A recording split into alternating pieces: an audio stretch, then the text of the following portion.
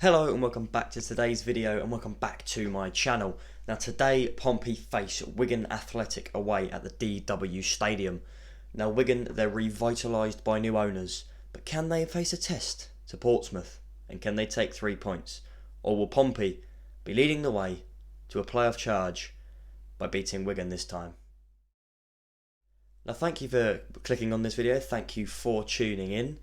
Don't forget there will be a live stream on today's game from 2:15 PM, 45 minutes of build up followed by 90 minutes of action with some half-time talk and full-time quick review with Lewis and Dad joining me once again.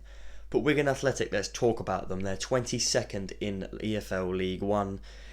They have played 38 games, winning 9, drawing 8 and losing 21. They've accumulated 35 points on that journey. Now that isn't a very good turnout. They would have been hoping for more after relegation unfairly from the Championship due to a points deduction. But they've come in this season. Paul Cook was their manager. He then left, I think at the beginning of the season and then joined Ipswich in the end. But, you know, they've not really recovered. Liam Richardson is their manager now, former Pompey assistant manager. He was alongside Paul Cook in that job as well.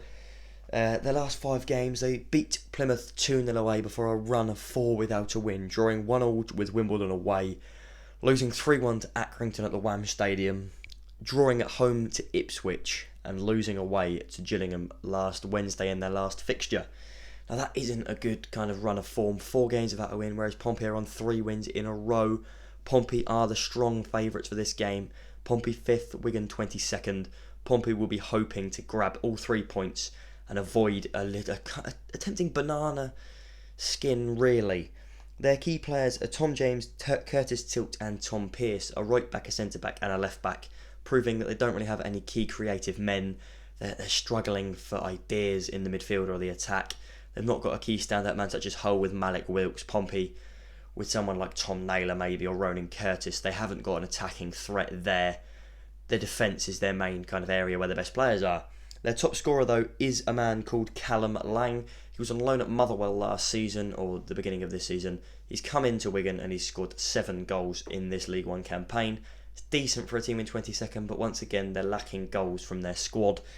The most assists have come from 2 different players, from Dan Gardner and from Viv Solomon Otterbor, both with 4 assists, again lacking a bit of creativity from a midfielder and attacker. They're only getting 4 assists between 2 players there.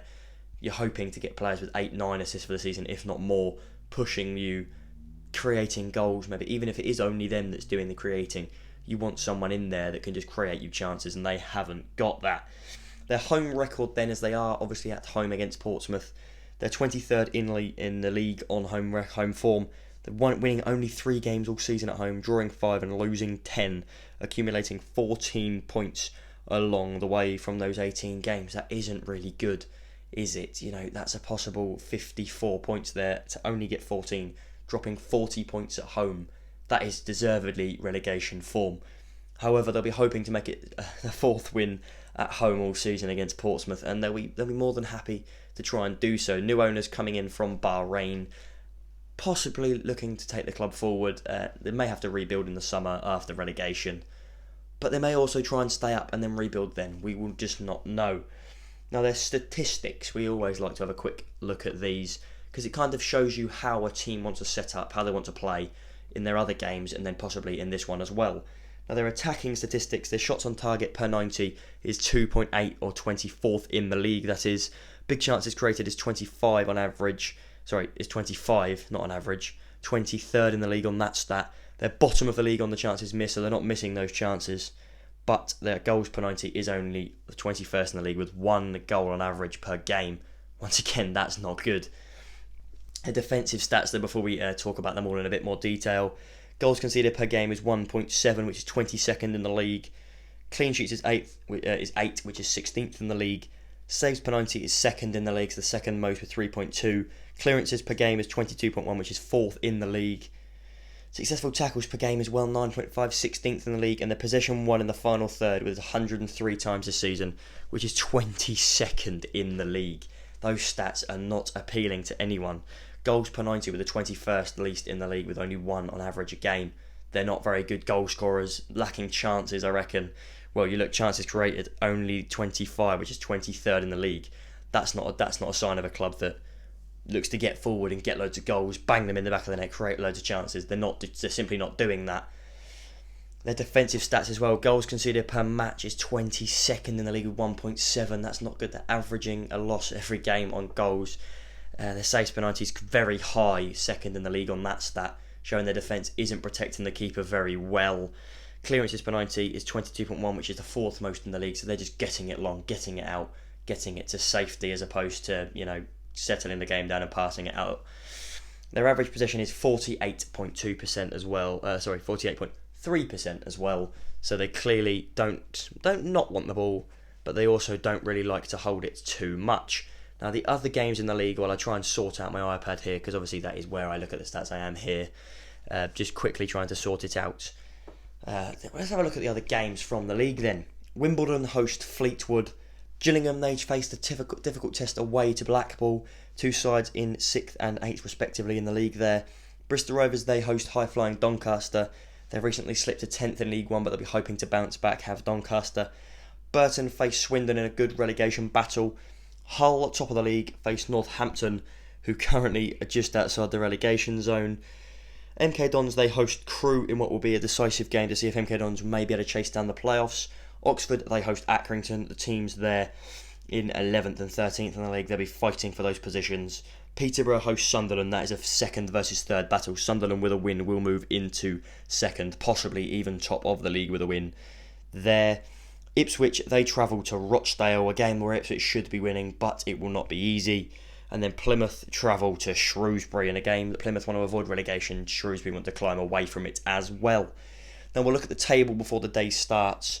Hull, they're top of the league, 39 played, 73 points. 2 points above Peterborough in second, who've played a game less on 72 points. They're 1 point ahead of them, sorry, not two. Sunderland then 2 points off promotion with a win against Peterborough could push them into those places. 3 points off top of the league with 2 games in hand there. Lincoln in 4th, 62 points with 37 games. Pompey in 5th there, 37 games played as well, only 1 point off Lincoln on 61. Blackpool occupy the final playoff spot, having played 1 game less on the 60 points. Charlton then 7th, followed by Gillingham, Ipswich and Doncaster, with Oxford just slipping out there in 11th. That's not great for Oxford. We'll look at the bottom half as well then, with Rochdale, Bristol Rovers, Wigan and Wimbledon making up the bottom 4 before these fixtures. Swindon, Northampton, Burton and Shrewsbury making up the 4 teams just outside, clinging on. Swindon only a point off relegation there. Northampton only 2 points off, games in hand galore down there as well. Now, before we move on to predictions and lineup predictions, we will quickly hear from Dad and Lewis, hopefully them both. Last week we did miss out on one of them. I think Lewis did the preview, Dad did the reaction. Hopefully we can have both, but we'll cut to them now. Here is my preview for our game against Wigan, and 3 wins out of 3 for the Cowleys, and looking very good as well. Can we make it 4 out of 4? I would like to think so. We face a Wigan side that has 1 win in their last 5 games, which also includes 2 draws. This still isn't going to be an easy game though, with Wigan sitting 22nd, 2 points off safety, and a win for them takes them out of the relegation zone. I'm going for a 2-1 Pompey win. I feel like we'll have the better qualities, and up the Blues. Right, thoughts ahead of today's game against Wigan. Obviously it's going to be a tricky game. They beat us earlier in the season, and they're fighting for their lives as well, so it's not going to be an easy game, but I still think we can grab the 3 points and cement our place in the playoffs and maybe move up to 4th. Obviously we've got no recognised striker, so I think Curtis will have to play again. If we can keep the form we showed in the first half against Rochdale, I think there's only going to be one outcome. We have got better players than them, and Wigan are in all sorts of... They have got new owners, but this season's been a bit of a shock to the system for them. Obviously, they went to administration last year, got deducted 12 points, lost the manager, lost lots of key players, and they obviously are where they are due to some of those reasons. But I'm looking for a win, and I can see us winning 2-0. I think Curtis will score, and I also think Marcus Harness will score today. So hopefully we can win 4 on the bounce, cement our place in the playoffs and keep pushing forward. Up the Blues and up the Blue Army. Now thank you to them for sending in their previews. If you'd like to get in touch, message me on Instagram, Blake_O'Neil YT, or on Twitter at BlakePFC. Hopefully you do. If not though, that's fine. You can send in your previews, I'll read them out. Things like that as well. Or just tweet me, I'll read them out if I can see them. But that is basically where this video ends. We're going to predict the lineup now. I've got it on my phone. I've done it on FanHub, which is going to be on the screen either side of me here. We're going to do polka dot. I'll pick one when it's editing. I've gone from McGillvray in goal, Johnson, Watmore, Raggett and Brown making up a back four with Naylor and Closing just in front of them. Williams, Harness and Jacobs making up an attacking three with Ronan Curtis leading the line again. Unchanged side from the weekend. I simply think it was too good to change. Yes, it wasn't the best performance, but it did a job and we got the win. You can't be changing that, especially without options, really. Not many options to change with the injuries and red cards we have. But that is where this video is going to end. I think Pompey will be winning 3-1 away in Wigan today. Please do let me know your score predictions down below. Do let me know what you think ahead of the game. And please let me know if you'll be joining me from 2:15 today for my live stream. But without further ado, up the Blues, and I'll see you when I go live.